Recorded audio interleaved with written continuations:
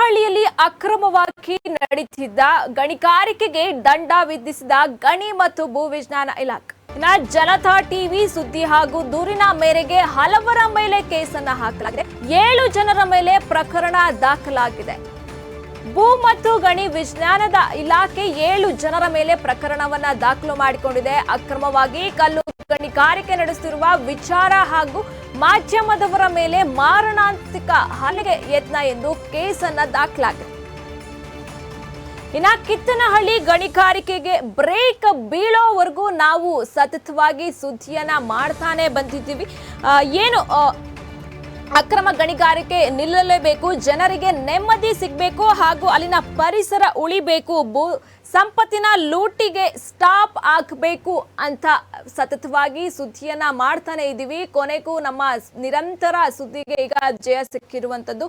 ಭೂ ಮತ್ತು ಗಣಿ ವಿಜ್ಞಾನ ಇಲಾಖೆ ಏನು ದಂಡವನ್ನ ವಿಧಿಸುತ್ತಿದೆ, 7 ಜನರ ಮೇಲೆ ಪ್ರಕರಣ ದಾಖಲು ಮಾಡಿಕೊಂಡಿರುವಂತದ್ದು. ಅಕ್ರಮ ಕಲ್ಲು ಗಣಿಗಾರಿಕೆ ನಡೆಸುತ್ತಿರುವ ವಿಚಾರ ಹಾಗೂ ಮಾಧ್ಯಮದವರ ಮೇಲೆ ಅಲ್ಲಿ ಸುದ್ದಿ ಮಾಡಲು ಹೋದಂತಹ ಸಂದರ್ಭದಲ್ಲಿ ಏನು ಮಾರಣಾಂತಿಕವಾಗಿ ಸುಖ ಸುಮ್ಮನೆ ಅವರು ಅಲ್ಲಿ ಯೂಸ್ ಮಾಡ್ತಿದ್ದಂತಹ ಲಾರಿಯನ್ನ ನಮ್ಮ ವರದಿಗಾರನ ಮೇಲೆ ಹತ್ತಿಸಲು ಬಂದಿದ್ರು. ಅದಕ್ಕೂ ಕೂಡ ದೂರನ್ನ ಈಗ ಅವರ ಮೇಲೆ ಕೇಸನ್ನ ಹಾಕಲಾಗಿದೆ. ಮುರುಗಳ್, ಶ್ರೀಕುಮಾರ್, ಗೋವಿಂದರಾಜ್, ರಮೇಶ್, ಜಗದೀಶ್ ಹಾಗೂ ಮುನಿಯಪ್ಪನ ವಿರುದ್ಧ ಈಗ ಪ್ರಕರಣ ದಾಖಲಾಗಿದೆ. 7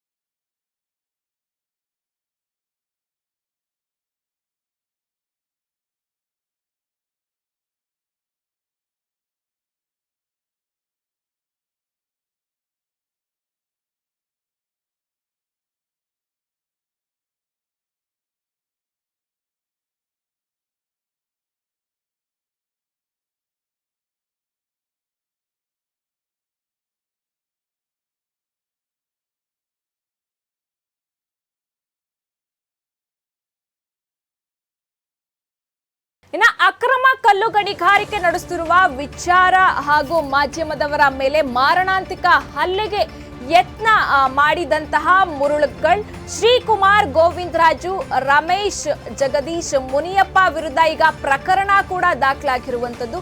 ಏನು ಅಕ್ರಮವಾಗಿ ಗಣಿಗಾರಿಕೆಯನ್ನ ಮಾಡ್ತಿದ್ದೀರಿ ಎಂಬ ಆ ಸುದ್ದಿಯನ್ನ ಮಾಡ್ತಿದ್ದಂತಹ ಸಂದರ್ಭದಲ್ಲಿ ಈ 7 ಜನರು ಏನು ಮಾರಣಾಂತಿಕವಾಗಿ ಹಲ್ಲೆಯನ್ನ ಮಾಡಿದ್ರು. ಅವರ ವಿರುದ್ಧವೂ ಕೂಡ ಈಗ ಪ್ರಕರಣ ದಾಖಲಾಗಿದೆ. ಮತ್ತೊಂದೆಡೆ ಅಕ್ರಮ ಗಣಿಗಾರಿಕೆ ಆಗದಂತೆ ಮತ್ತಷ್ಟು ಕಿತ್ತನಹಳ್ಳಿಯಲ್ಲಿ ಭದ್ರತೆಯನ್ನ ಕೂಡ ನೀಡಲಾಗಿದೆ.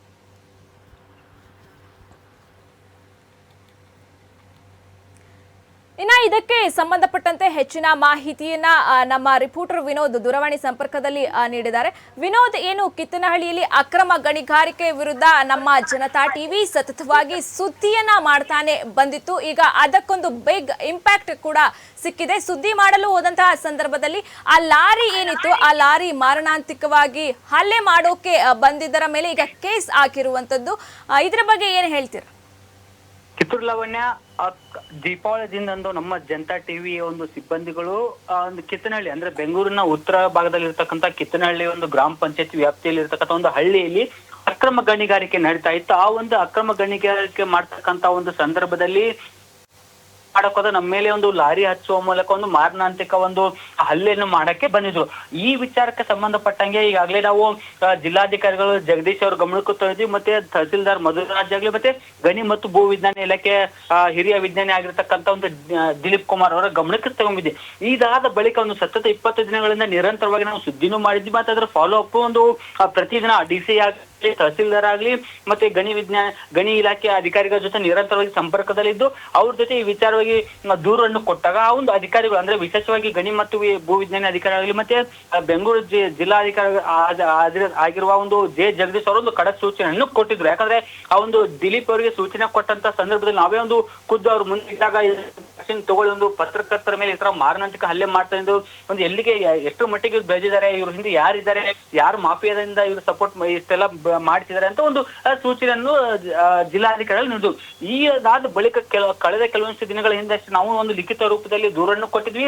ಅದರ ಆಧಾರದ ಮೇಲೆ ಆ ಒಂದು ಜನತಾ ಟಿವಿ ಒಂದು ದೂರನ್ನ ಆಧಾರದ ಮೇಲೆ ಸುಮಾರು 7 ಜನ ಮೇಲೆ ಒಂದು ಕೇಸನ್ನು ದಾಖಲು ಮಾಡಿದ. ಜೊತೆಗೆ ಆ ಒಂದು ಯಾವ ಭಾಗದಲ್ಲಿ ಅಂದ್ರೆ ಕಿತ್ತನಹಳ್ಳಿಯಲ್ಲಿ ಎಲ್ಲೆಲ್ಲಿ ಒಂದು ಅಕ್ರಮ ಗಣಿಗಾರಿಕೆ ಆಗ್ತಿತ್ತು ಆ ಒಂದು ಜಾಗದಲ್ಲಿ ಈಗಾಗಲೇ ಒಂದು ಗೃಹ ರಕ್ಷಕ ದಳ ಆಗಿರ್ಲಿ ಮತ್ತೆ ಗಣಿ ಇಲಾಖೆ ಅಧಿಕಾರಿಗಳನ್ನಾಗಲಿ ಅವರುಗಳನ್ನ ನಿಯೋಜನೆ ಮಾಡಿ ಮತ್ತಷ್ಟು ಸೆಕ್ಯೂರಿಟಿಗಳನ್ನ ಹೆಚ್ಚು ಮಾಡಿದರೆ, ಮತ್ತೊಂದು ಕಡೆ ಈ ಒಂದು ಗಣಿಗಾರಿಕೆ ಆಗದೆ ಇರೋ ತರ ಒಂದು ಹಗಲು ರಾತ್ರಿ ಒಂದು ಕಾಯಬೇಕು ಅಂತ ಈಗಾಗಲೇ ಒಂದು ಗಣಿ ಇಲಾಖೆ ಅಧಿಕಾರಿಗಳಿಗೆ ಮತ್ತೆ ಜಿಲ್ಲಾಧಿಕಾರಿಗಳು ಒಂದು ಸೂಚನೆಯನ್ನು ಕೊಟ್ಟಿದ್ದಾರೆ. ಇದಾದ ನಂತರ ಅಂದ್ರೆ ಯಾರು ನಮ್ಮ ಮೇಲೆ ಒಂದು ಮಾರಣಾಂತಿಕ ಹಲ್ಲೆ ಮಾಡಕ್ ಬಂದ್ರು, ತಮ್ಮ ಒಂದು ಇನ್ನು ಕ್ವಾರಿಯಲ್ಲಿ ಇರ್ತಕ್ಕಂಥ ಕಲ್ಲುಗಳನ್ನು ತುಂಬಿಕೊಂಡು ನಮ್ಮ ಮೇಲೆ ಏನು ಮಾರಣಾಂತಿಕ ಹಲ್ಲೆ ಮಾಡಕ್ ಬಂದು ಆ ಒಂದು ವಾಹನ ಒಂದು ಸೀಸ್ ಮಾಡಿ ಸುಮಾರು 57,000 ರೂಪಾಯಿ ಒಂದು ದಂಡವನ್ನು ವಿಧಿಸಿ ಆ ಒಂದು ವಾಹನ ಸೀಸ್ ಮಾಡ್ಬೇಕು ಅಂದ್ಬಿಟ್ಟು ಒಂದು ಪ್ರಾದೇಶಿಕ ಆಯುಕ್ತರ ಸಾರಿಗೆ ಇಲಾಖೆ ಆಯುಕ್ತರಿಗೆ ಈ ಒಂದು ಪತ್ರವನ್ನು ಬರೆದಿದ್ದಾರೆ.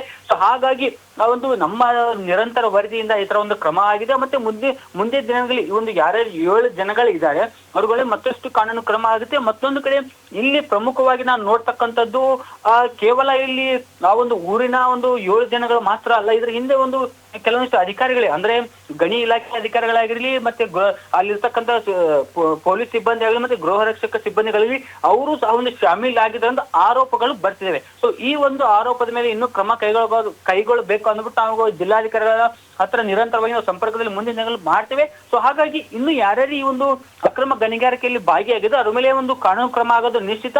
ಮತ್ತೆ ಏನು ಸುಮಾರು 7 ಜನಗಳು ಅಂದ್ರೆ ಆ ಊರಿನಲ್ಲಿ ಪ್ರಮುಖವಾಗಿ ಗಣಿಗಾರಿಕೆ ಮಾಡ್ತಕ್ಕಂಥದ್ದು 7 ಜನಗಳ ಹೆಸರನ್ನು ನಾವು ಪ್ರಮುಖವಾಗಿ ನೋಡಿದ್ರೆ ಇಲ್ಲಿ ಒಂದು ಮುರುಗಳ್ ಅಂತ ವ್ಯಕ್ತಿ, ಶಿವಕುಮಾರ್, ಗೋವಿಂದರಾಜ್, ರಮೇಶ್, ಜಗದೀಶ್, ಮುನಿಯಪ್ಪ ಈ 7 ಜನಗಳ ಮೇಲೆ ಒಂದು ಕೇಸನ್ನು ಹಾಕಿದ್ದಾರೆ. ಸೊ ಈ 7 ಜನಗಳ ಮೇಲೆ ಕೇಸ್ ಹಾಕಿ ಯಾವಾಗಲೇ ಒಂದು ಕೋರ್ಟ್ ನಲ್ಲಿ ಒಂದು ಸಬ್ಮಿಟ್ ಮಾಡಿ ಮತ್ತೊಂದು ಕಡೆ ಒಂದು ಮಾದನಾಯಕನಹಳ್ಳಿ ಪೊಲೀಸರಿಗೂ ಒಂದು ಸೂಚನೆಯನ್ನ ಕೊಟ್ಟಿದ್ದಾರೆ.